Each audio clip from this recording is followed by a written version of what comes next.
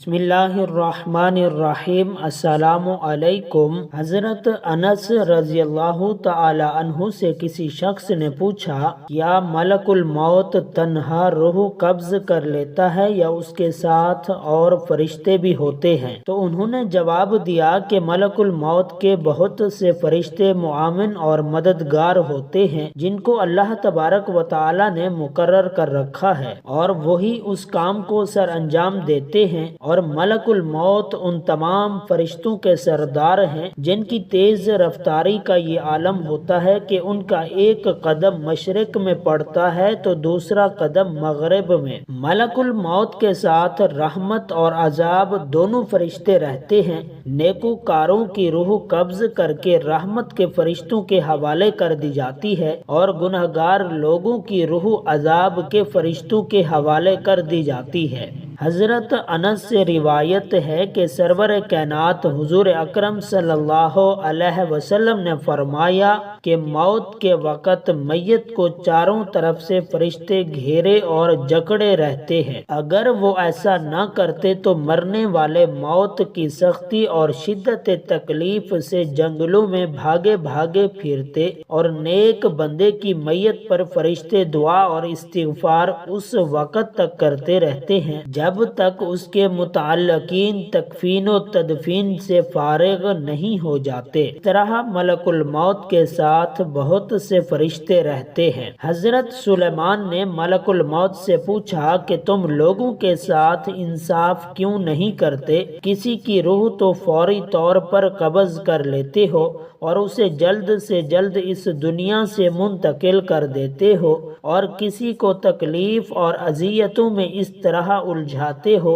کہ وہ لاچار اور مجبور پڑا تڑپتا رہتا ہے۔ ملک الموت نے کہا کہ یہ بات میرے قبضے اور اختیار میں نہیں ہے۔ ہر ایک کے نام کا ایک صحیفہ مجھے ملتا ہے، جیسا حکم ہوتا ہے بجا لاتا ہوں۔ روایات میں آتا ہے کہ شعبان کے مہینے میں ملک الموت کو ایک کاغذ دیا جاتا ہے، اور اس میں ان تمام لوگوں کے نام لکھے ہوتے ہیں جن کی روح قبض کرنا اس سال ان کے ذمہ ہوتا ہے، اور ملک الموت روزانہ ہر مکان میں 3 مرتبہ اس لیے جاتے ہیں کہ جس شخص کی مدت پوری ہو چکی ہے اس کی روح قبض کر لی جائے۔ بس جب یہ کسی کی جان لیتے ہیں تو مرنے والے کے متعلقین رونا چلانا شروع کر دیتے ہیں۔ اس وقت ملک الموت دروازے کا بازو پکڑ کر کہتے ہیں کہ باخدا میں نے کوئی زیادتی نہیں کی، نہ میں نے اس کی روزی چھینی ہے اور نہ ہی میں نے وقت سے پہلے اس کی روح قبض کی ہے۔ اس کا وقت پورا ہو چکا ہے، میں نے اللہ کے حکم کی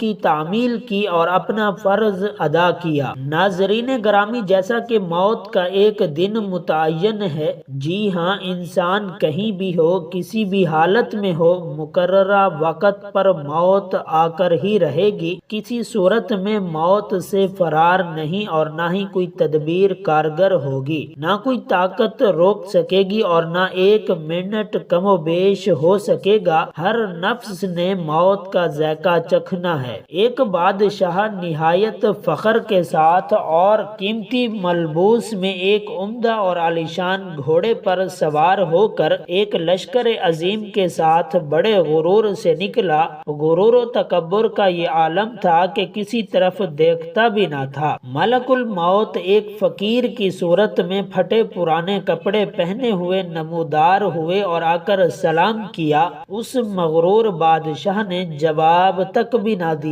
ملک الموت نے اس کے گھوڑے کی لگام پکڑ لی۔ بادشاہ نے کہا، ہٹ جاؤ میرے راستے سے، میری راہ میں رکاوٹ نہ بنو۔ ملک الموت نے کہا، اے بادشاہ، مجھے تجھ سے ضروری بات کہنی ہے۔ اس نے کہا، ٹھہر جا، مجھے گھوڑے سے اترنے دے، پھر جو بات کرنی ہے کر لینا۔ مگر ملک الموت نے کہا، نہیں، میں تو ابھی کہوں گا۔ بادشاہ نے سر جھکا کر کہا، اچھا کہو، کیا بات ہے؟ فقیر نے چپکے سے اس کے کان میں کہہ دیا کہ میں ملک الموت ہوں، اس لیے آیا ہوں کہ اسی وقت تیری روح قبض کروں۔ یہ سن کر بادشاہ کا رنگ متغیر ہو گیا اور زبان لڑکھڑا گئی۔ مشکل سے بولا کہ مجھے اتنی مہلت دو کہ گھر جا کر اپنے فرزند سے مل لوں، کچھ ضروری ہدایات دے دوں۔ کہا ہرگز نہیں۔ اسی وقت اس کی روح نکالی اور وہ گھوڑے سے گر گیا۔ دوستو، جہاں کی خاک ہوتی ہے باب مدفن بھی وہی ہوتا ہے۔ اسی سلسلے میں چند روایات ہیں کہ ایک روایت کے مطابق حضرت عبداللہ ابن عمر رضی اللہ تعالیٰ عنہ فرماتے ہیں کہ مدینہ منورہ میں ایک حبشی کا انتقال ہوا تو سرور کائنات حضور اقدس صلی اللہ علیہ وسلم نے فرمایا کہ دیکھو، یہ حبشی مدینے کی مٹی سے پیدا ہوا تھا اور مدینے میں وفات پائی۔ حضرت عبداللہ ابن مسعود کہتے ہیں کہ عورت کے رحم پر ایک فرشتہ اس کام کے لیے مقرر ہوتا ہے کہ وہ انسانی نطفے کے بارے میں خدا سے پوچھتا ہے کہ نطفہ تخلیق کے قابل ہے یا نہیں۔ اگر خدا کی طرف سے حکم ملتا ہے کہ تخلیق کے قابل ہے تو وہ اسے پیدائش کے قابل بناتا ہے۔ پھر فرشتہ اللہ تعالیٰ سے اس کے رزق اور عمل کی تفصیل دریافت کرتا ہے۔ ارشاد باری تعالیٰ ہوتا ہے کہ لوح محفوظ میں دیکھ، لوح محفوظ میں تمام تفصیلات دیکھنے کے بعد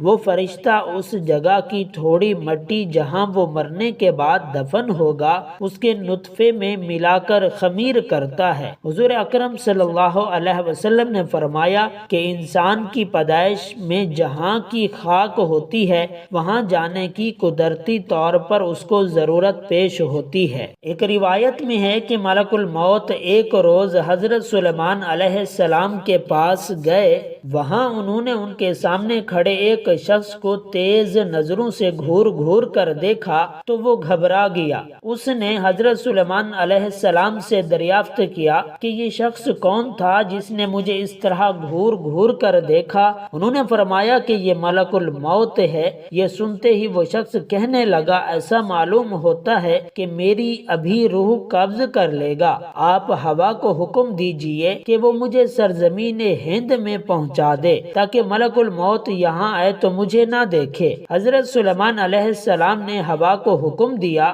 اور اس شخص کو ہمارے ہندوستان پہنچا دیا۔ پھر ملک الموت آئے تو آپ نے پوچھا تم نے میرے بندے کو کیوں گھور گھور کر دیکھا؟ ملک الموت نے کہا کہ حضرت مجھے اللہ تعالیٰ کی طرف سے حکم ہوا تھا کہ اس گھڑی ہندوستان میں اس شخص کی روح قبض کروں۔ وہ یہاں آپ کے پاس بیٹھا ہوا تھا۔ میں اسے دیکھ کر سوچا کہ یہ ہندوستان اتنی جلدی کیسے پہنچے گا، لیکن جب میں وہاں گیا تو اسے وہاں پایا اور میں نے اس کی روح قبض کر لی۔ ناظرین گرامی، بعض اوقات ایسا ہوتا ہے کہ انسان کی وفات کہیں ہوتی ہے اور کسی دوسرے مقام پر دفن ہوتا ہے، مگر جہاں کی مٹی ہوگی وہیں دفن ہوگا۔